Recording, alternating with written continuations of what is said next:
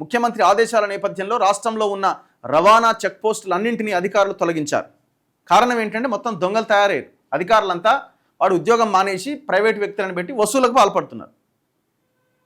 ఇప్పుడు ప్రభుత్వానికి చిత్తశుద్ధి ఉందా ఈ విషయంలో?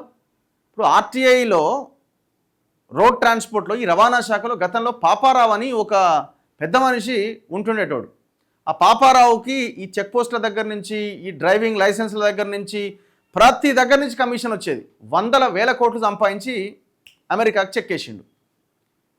పొలిటికల్ సర్కిల్స్లో చర్చ ఏంటంటే ఈ పాపారావు అనే వ్యక్తి పెద్ద ఎత్తున గవర్నమెంట్లో ఉన్న వ్యక్తులతో మేనేజ్ చేసుకుని వందల కోట్ల రూపాయలు సమర్పించి ఈ నుంచి బిచానా ఎత్తేసిండని. మరి వీడు ఉన్నాడో లేదో నాకు కూడా తెలియదు, కానీ ఈ పాపారావు మీద చాలా పెద్ద ఎత్తున ఆరోపణలు వచ్చినాయి. మరి ఎక్కడ పోయింది పాపారావు? ఈ అవినీతి మీద మీకు ఇంత చిత్తశుద్ధి ఉంటే ఇట్లాంటి వాళ్ళని ఎందుకు వదిలేసినారు? చాలా స్టోరీస్ వస్తాయి ఆయన మీద. పాపారావు ఆర్టీఐ అధికారిగా కోట్ల రూపాయల దోపిడీ.